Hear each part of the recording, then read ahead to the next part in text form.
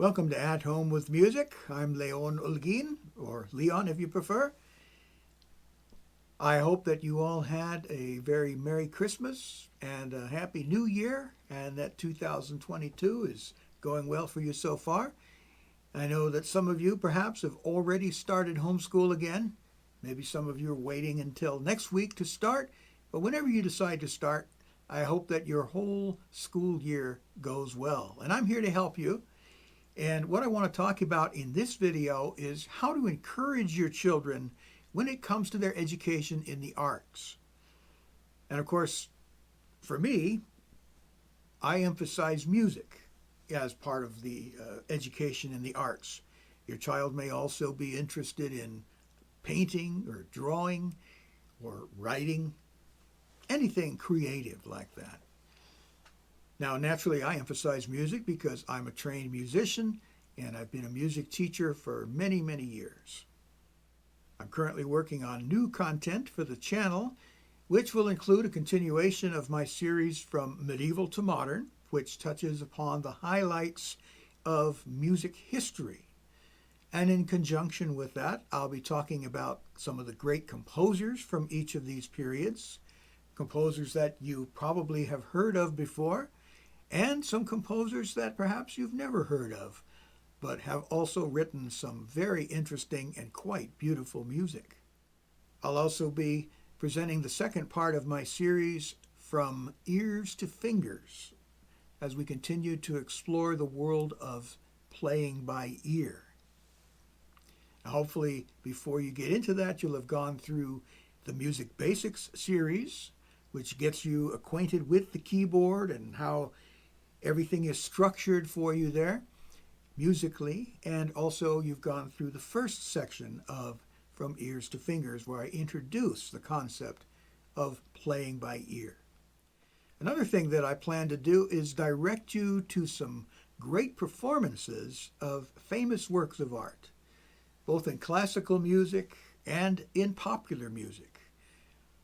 For example, I'm going to leave a link in this video, link in the description, to a great performance by the pianist Arthur Rubinstein, the late Arthur Rubinstein, as he's playing a Chopin concerto. He's one of the greatest pianists who's ever lived, and I think you'll really enjoy just watching him play and listen to the orchestra that's accompanying him in this great work of art. There's a lot you can learn from watching a great performer at work. And so we'll be studying the great works of art that the composers have produced, some of which you may be familiar with and others that you've never heard before. But I think you can learn a lot from studying these works and studying how they've been performed over the years. Now, in the past, I've talked about the benefits of music education. You can review those videos. And I think it's important to encourage your children in all aspects of the arts, whether it be playing music, and I hope you will include music in your curriculum, but also other arts such as painting and drawing and writing. Could be writing poetry or writing stories. You can encourage your children, encourage your students in their study of the arts. And I want to share with you a couple of general principles that you can follow as you try to encourage your students in these areas. And the one I want to talk about in this video is make sure they have the resources that they need in order to pursue their studies of the arts. So, for example, if your student wants to learn keyboard, and I encourage all of them to learn keyboard, then you'll want to have some kind of keyboard in your house. Now, it's not necessary for you to have a grand piano. Some of you may already have a little piano, a spinet, or a baby grand. I have a full-size grand piano, but it's currently residing at a friend's house in Florida because I don't have room for it in the house that I live in here. A lot of these modern houses are not built to accommodate grand pianos.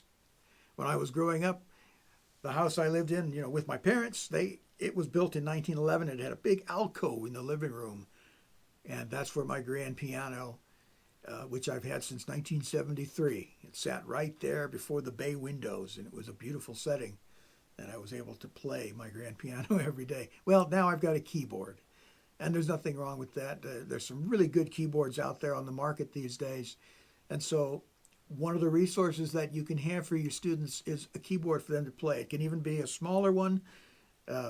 Weighted keys are great. I would encourage you to get one with weighted keys. I'll talk more about what keyboards would be good to have.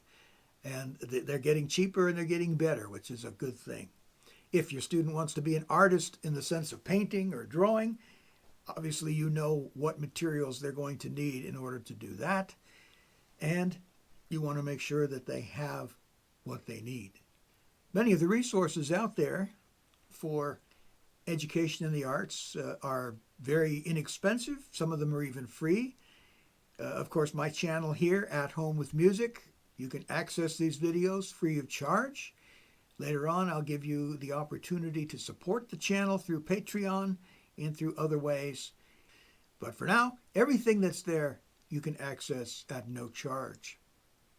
The main purpose of At Home with Music is to enable you to teach your children the basics of music, and do that even if you're not a musician. So essentially, you will learn right along with your students, but you're going to stay one step ahead.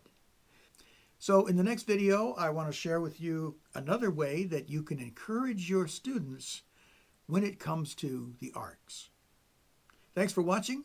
I encourage you to like and subscribe, leave a comment, and if there are any subjects regarding music that you want me to talk about, or any of your favorite composers or favorite works that you'd like me to discuss, go ahead and leave that in the comments. You can also contact me at my website, athomewithmusic.com.